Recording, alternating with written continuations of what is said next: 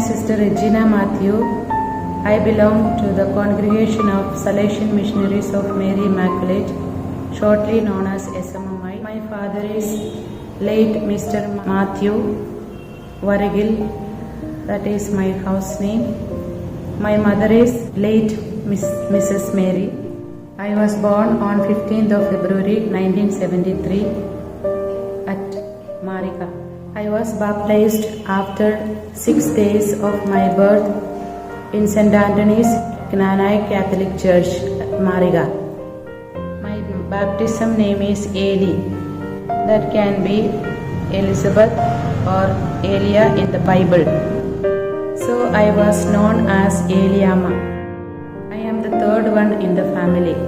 My father is a farmer and he used to go for work outside. We also had our own field. My mother was a housewife and she used to look after my house. I have a brother and 2 elder sisters. All are settled and living a happy married life. My hobbies is reading the stories and books and so on. I completed my studies up to 10th standard at St. Sebastian School at Valtala. After that, I joined the convent. The seed of vocation was planted in me when I was in 2nd standard.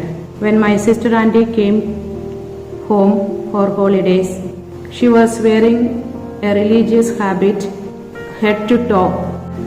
She had brought small religious articles like rosaries, chains, and small crosses, and she gave to us.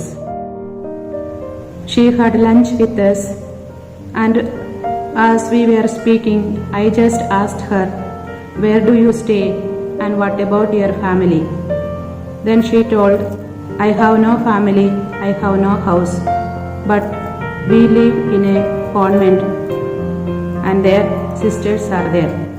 Then I asked her, "Can I come and see your convent?"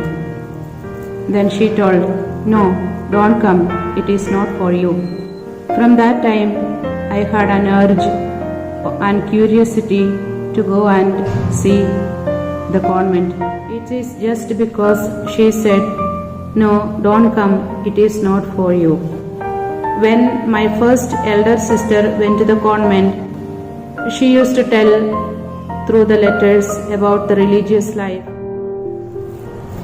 When I was 6th standard, I had a dream. I was sleeping and I saw one picture of the Sacred Heart. His left hand I wanted to hold it, but when I stretched my left hand, it went back.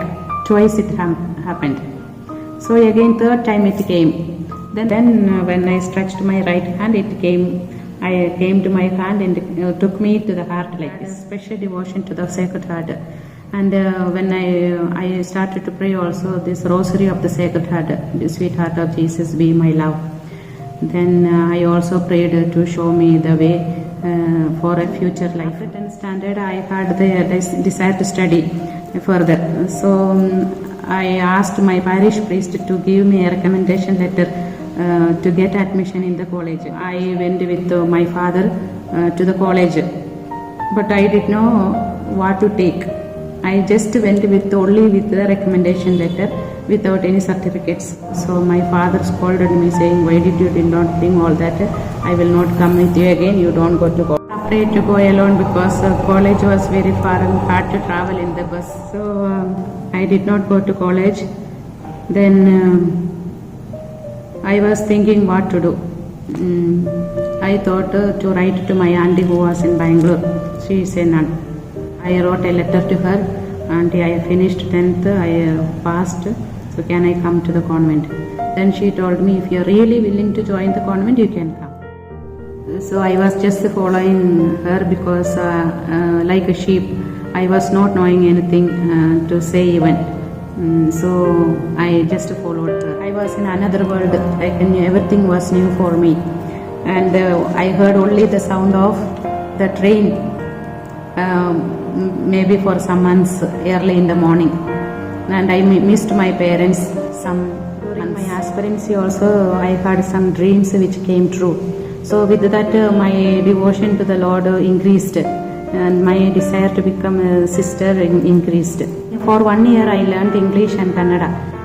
Companions helped me to learn to write and read. And I also learned to speak some broken English, listening to others. Then there were also difficult times, then misunderstanding among companions, scolding from mistresses, to difficult in adjustment of food, dress, works, studies and so on. While I was praying, Lord, show me the way, which is the way that you want me to live. 3 sets of dresses which I had taken became tight because I couldn't wear those dresses, and my mistress told me, you wear half sari. I was feeling shy to wear.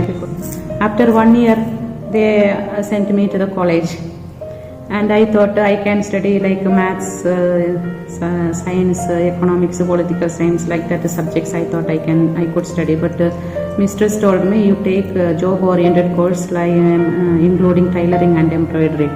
Anyway, I took those subjects and went to the college, and I was wearing a sari and I was looking so stout and big in size, so they thought I am a teacher.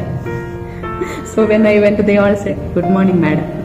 Okay, then I kept quiet, but I didn't know what to say. I just smiled inside and kept quiet, and I sat with them. Sometime 4 teachers came and started to teach in Kannada, which I couldn't understand anything. And first year of my studies I failed in theory. Then the provincial called me and said, you have failed in this subject, you are not fit, you can go home. And I told about this to my auntie. She also told me, it may be difficult for you to live this life, you can go home. But I did not lose heart. I still prayed, Lord, show me the way. One day I was in the chapel praying with tears. So I opened the Bible and I got the passage, John chapter 14 verses 1.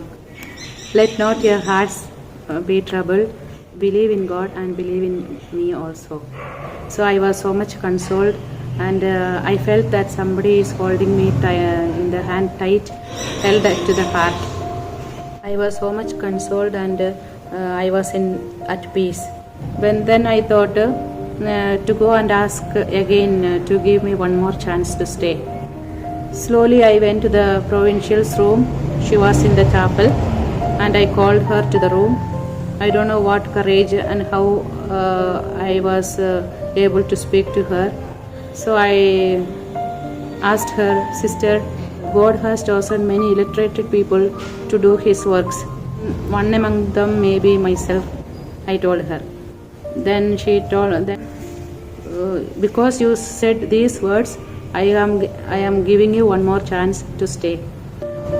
I was so happy, and I ran to the chapel and to thank the Lord for changing words of the Bible. I opened the Bible and I got the passage, St. Matthew chapter 9 verses 22 and 29. So let your faith has saved you. Then I wanted to go for consolation.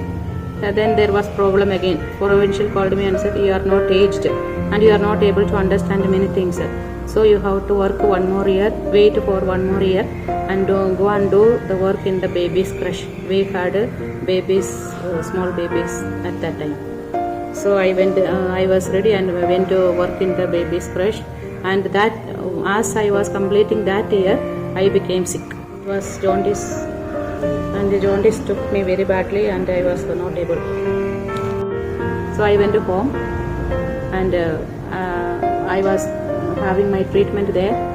And then nearly 2.5 months I was at home, and I was thinking again I may not go back to the convent, and I was thinking something else to do. And I was praying, Lord, show me the way. After some days, one letter came. If you are ready and you are all right, you can come back and we will admit you to the Nothing hinders to become a saint. That I understood when I watched the video of Mariam Theresia, Saint Rita of Casia, and then Saint Joseph of Copartino. So their life showed that anybody can become a saint. In the year 2008, I was sent to Kerala when the existing communities made together and made it a region. Their life was different, and I could learn many things, and I could grow in spiritually more through the church activities like catechism, then family unity prayer, Bible quiz. Now I have completed 25 years, and still I say, Lord, show me the way to do your will. I am happy in this life because I know God keeps me safe and sound and shows me the way, guides me and supports me.